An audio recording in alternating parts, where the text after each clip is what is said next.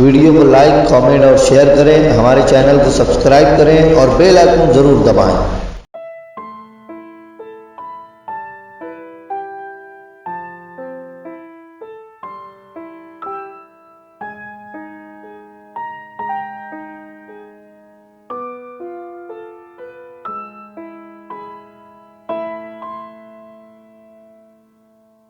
इस वक्त मैं जनाब सईद परवेज साहब से गुजारिश करता हूं कि आप मौसूफ तशरीफ लाए। जनाब डॉक्टर सईद परवेज साहब। सदर मजलिस, अज़ीज़ान गिरामी, मेरी तहरीर का उन्वान है एक आबला पा शायर। रफीक सरवर के ही 4 मिसरे से अपने गुफ्तगू का आगाज कर रहा हूं। मंजर थे जितने देखने वाले खुरुच लिए, मंजर थे जितने देखने वाले खुरुच लिए, हालात ने बदन से उजाले खुरुच लिए, ताकि अज़ियतें भी मेरी हम सफर रहें, ताकि अज़ियतें भी मेरी हम सफर रहें। मैंने खुद अपने पांव के छाले खुरुच लिए। एक अंग्रेज मुफक्किर का कौल है, a man is remembered by his weakness, a man is remembered by his weakness. इंसान अपनी कमजोरियों से ही याद रखा जाता है। मैं इस मकौले से कुल्ली तौर से मुत्तफिक नहीं हूं। शख्सियत की तामीर में इंसानी खूबियों का अमल दखल इंसानी कमजोरियों से कुछ ज्यादा ही होता है। इंसानी खूबियों से मालामाल रफीक सरवर एक ऐसी ही शख्सियत है जो उसे सिर्फ मारूफ ही नहीं बल्कि मकबूल भी बनाए हुए है। रफीक सरवर अक्ल व खिरत का एक रोशन चिराग है, एक ऐसा चिराग जिसे तेज व तुंद आंधियां भी बुझा न सकी।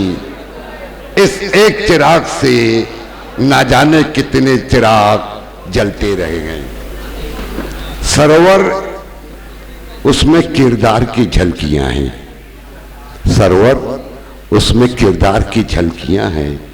नहीं शायरी ये वक़्त शायराना। हफीज मेरठी का ये शेर भी देखिए कि तुम्हारी याद ने रोशन किए हैं दिल में चिराग, तुम्हारी याद ने रोशन किए हैं दिल में चिराग, तुम्हारे जिक्र से खुशबू दहन में आती है। रंग गहरा सियाही महल, तनफ्फुर से पाक बैजुई चेहरा, सोचती हुई आंखें जिस पर चश्मे की शमूलियत उनके चेहरे को मजीद पुरकशिश बनाती है। मुस्कुराते हुए चेहरे पर वक़ार और मतानत में इजाफा करती खशखशी दाढ़ी, सर के बाल कुछ उड़े उड़े कुछ रुके रुके, धीमा लहजा, मीठी बोलचाल, तबीयत के शरीफ, दूसरों की खूबियों को सराहने वाले, सबके दोस्त, सबके साथी रफीक अपनी तख्लीक नए लहजे की दस्तक लिए हमारे दरमियान मौजूद है।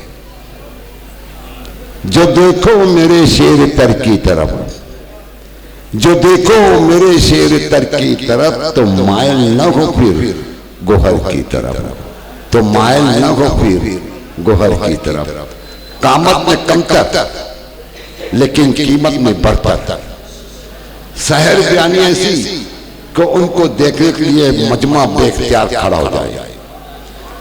रफीक सरवर दराज कामत न सही मगर उनकी शायरी का कद इस कदर ऊंचा है कि उनके हम असर उनके सामने बोना कद नजर आते हैं।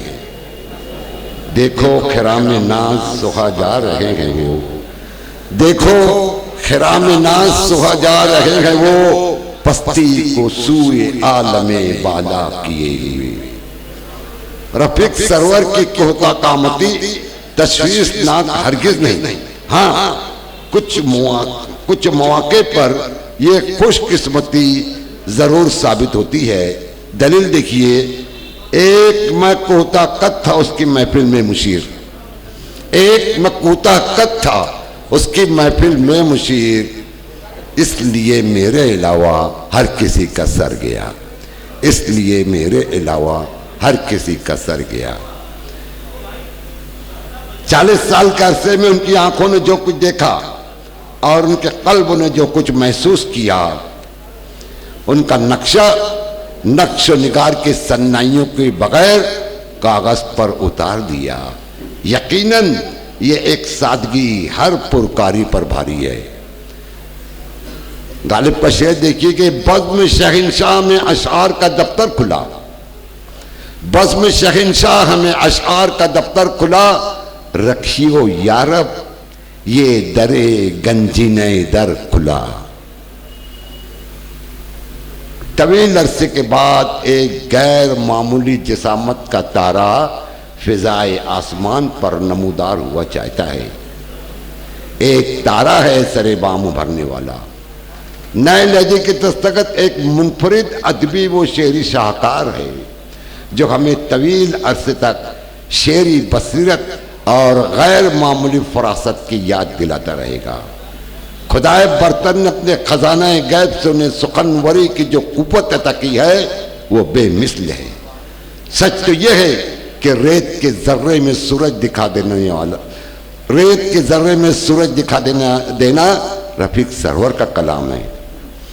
गालिब मेरे कलाम में क्यों कर मजा ना हो, गालिब मेरे कलाम में क्यों कर मजा ना हो, पीता हूं धो के खुसरुए शीरी सुकन के पांव। तंज़ मिदा शगुफ्तगी अशार का तेवर, हुस्न सलीका लहजे की शोखी, मुनफरिद अंदाज बयां और बयान की असर अंगेजी से बखूबी अंदाजा होता है कि वो फितरी तौर से शायराना मिजाज के मालिक हैं।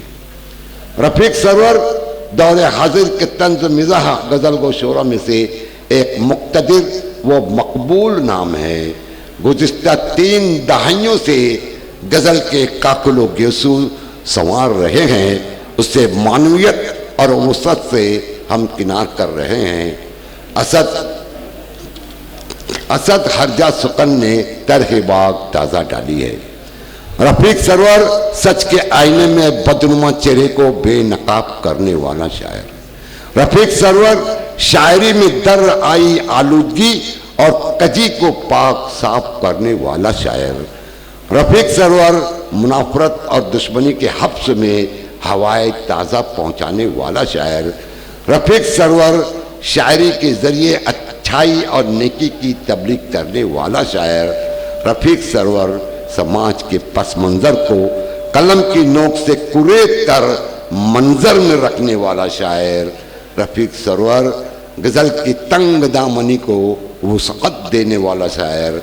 सच तो ये है कि ये किताब एक ऐसा वादा है कि जिसके हाथ में आ जाए उसके जिस्म की सारी लकीरें रगे जां हो जाए। ये किताब एक कीमती खजाने के मिसदाक है जिसके लिए आपको खुल जा सिमसिम कहने की ज़रूरत नहीं। किताब पढ़ते जाइए और मोतियों से अपने दामन को भरते जाइए। Thank you.